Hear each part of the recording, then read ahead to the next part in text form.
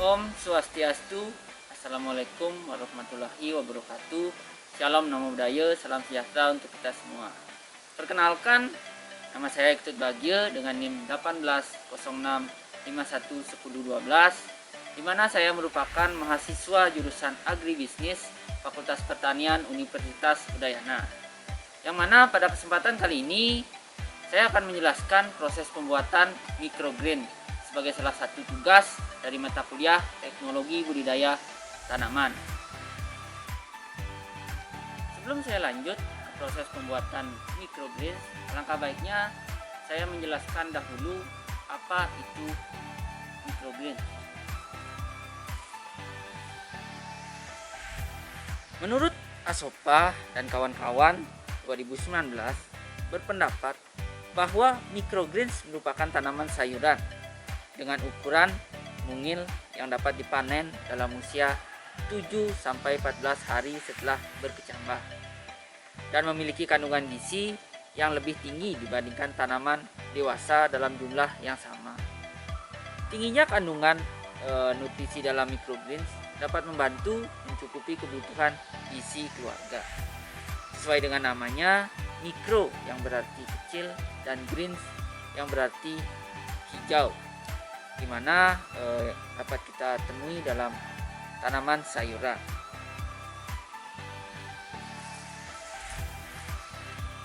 Adapun jenis tanaman yang akan saya pakai dalam proses pembuatan microgreens yaitu kacang hijau. Kenapa harus kacang hijau sedangkan masih banyak sayuran jenis lain? Di sini saya memilih kacang hijau karena beberapa pertimbangan. Di antaranya, yang pertama, sayuran jenis lain seperti sawi, bayam, atau wijen dalam pembuatan microgreen itu cenderung lebih susah karena ukurannya sangat kecil, batangnya sangat kecil dan gampang roboh.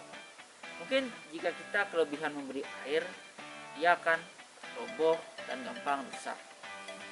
Kemudian yang kedua, pertumbuhan sayuran seperti sawi, bayam maupun wijen itu sangat lambat dibandingkan dari kacang hijau yang akan saya pakai.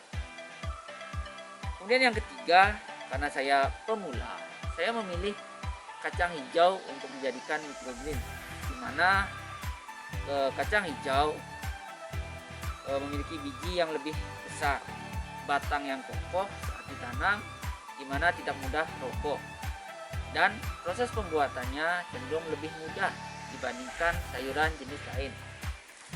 Maka dari itu saya memilih tanaman kacang hijau untuk dijadikan sebagai microgreen. Kemudian untuk proses pembuatannya, adapun alat dan bahan yang kita perlukan. Yang pertama ada dua buah tray. Di mana tray pertama kita berikan lubang untuk jalur air, kemudian tray kedua itu sebagai tempat untuk menampung air yang menetes dari tray pertama atau dari tempat kita menanam kacang hijau. Mungkin prosesnya nanti akan seperti ini. Kemudian yang kedua ada supplier air. Ini kita pakai untuk memberikan tanaman itu air. Kemudian ada cetok, ada cukup kecil yang kita pakai untuk mengambil kokopite untuk kita ratakan ke media tanam atau ke tempat tray ini. Kemudian ada biji kacang hijau. Ini kita pakai. Kemudian ada kokopite. Kemudian ada kain, di mana kain ini berfungsi nantinya untuk menutupi dari kacang hijau yang kita tanam agar kacang hijau tersebut cepat berkecambah. Seperti itu, mungkin nanti akan saya pakai seperti ini. Mungkin hanya beberapa hari saja. Nah, untuk proses pembuatannya, pertama kita rendam dulu biji kacang hijau dengan air. Dimana tujuan utama dari perendaman biji kacang hijau dengan air adalah untuk mengaktifkan enzim-enzim agar biji kacang hijau itu cepat berkecambah. Kita rendam kurang lebih 3-4 jam. Sambil menunggu rendaman biji kacang hijau, kita siapkan dulu media tanamnya. Kita pakai tray yang ada lubangnya ya.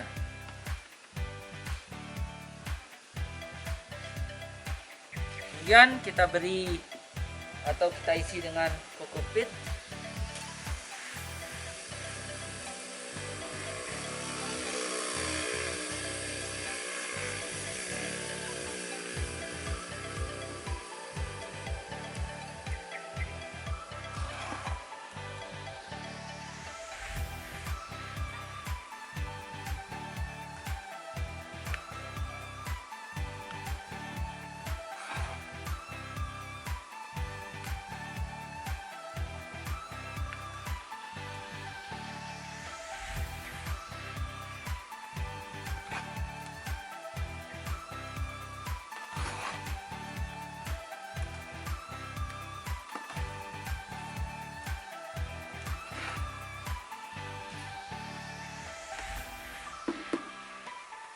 Kemudian kita tekan dengan tray yang kedua agar kokopit yang berada dalam tray itu bisa rata dan juga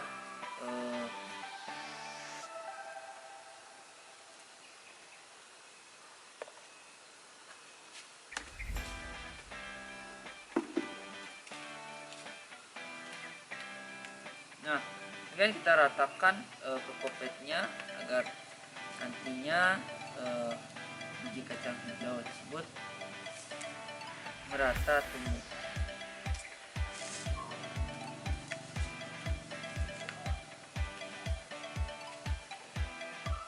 Dimana fungsi utama dari kokopit ini adalah untuk mengikat akar dari tanaman kacang hijau itu ke bawah, dan tanaman kacang hijau itu akan tumbuh ke atas dan tidak mudah roboh atau tumbang. Mungkin di sini teman-teman memiliki pertanyaan, kenapa tidak menggunakan media tanam jenis lain, misalnya kompos? Perlu kita ketahui, kacang hijau ini sudah memiliki nutrisi di dalam bijinya untuk tumbuh. Maka dari itu kita tidak memerlukan media tanam jenis lain seperti kompos, karena biji kacang hijau tersebut sudah memiliki nutrisi untuk tumbuh nantinya. Dan juga perlu kita ketahui bahwa microgreen ini tidak terlalu banyak memerlukan nutrisi untuk tanaman seperti itu. Nah, untuk media tanamnya sudah jadi. Kemudian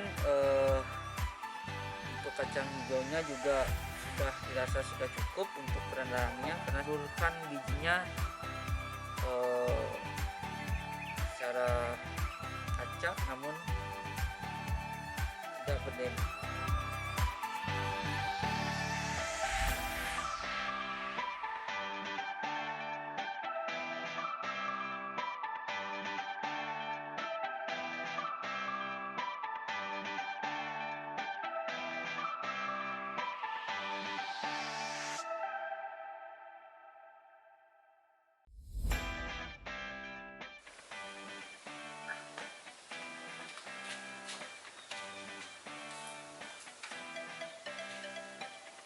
Nah, ini merupakan perkembangan dari microgreen tanaman kacang hijau yang saya buat, dimana ini sudah hari ke-10. Seperti yang kita lihat, tanaman kacang hijau ini sudah menunjukkan ukuran yang sangat signifikan. Kemudian dari batangnya juga sudah terlihat besar dan kokoh, dimana ini siap kita panen. Selain itu juga saya membuat beberapa microgreen juga. Di sini ada tanaman dari kacang tulu, atau di daerah saya lebih dikenal dengan sebutan kacang beting. Dibandingkan dengan kacang hijau, kacang tulu ini memiliki ukuran yang lebih besar. dari segi tinggi, kemudian ukuran batang dan juga daun dibandingkan dengan kacang hijau. Namun dari segi warna daun, kacang hijau ini cenderung lebih hijau dibandingkan daun dari kacang tolo ini. Ini saya buat beberapa tanaman microgreen. Ini saya buat 4 buah, dimana untuk mengantisipasi kegagalan dari benih itu berkecambah. Namun dari keempat microgreen yang saya buat, semuanya berhasil tumbuh dengan baik. Cuman ada beberapa kendala. Salah satunya seperti ini, beberapa tanaman rusak. Mungkin ini ulah dari hewan-hewan kecil yang menginjak tanaman karena saya tempatkan di luar ruangan. Ini ada beberapa tanaman yang mati karena patah, mungkin ini diinjak oleh hewan-hewan kecil seperti itu. Mungkin microgreen ini sudah siap saya panen dan saya olah menjadikan minuman atau makanan yang dapat dikonsumsi seperti itu. Ini merupakan hasilnya, semuanya tumbuh dengan baik. Ini saya tunjukkan lebih dekat dibandingkan dengan tanaman kacang hijau.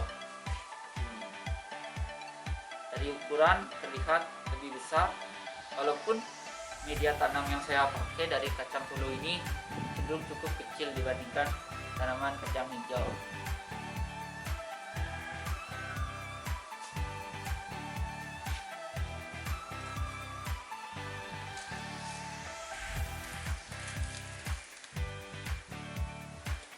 Baik, mungkin itu saja yang dapat saya jelaskan dari proses pembuatan microgreen kacang hijau, dari tahap awal penyiapan alat maupun bahan maupun media tanam sampai tahap pemeliharaan dan juga dari tanaman microgreen ini siap panen seperti itu.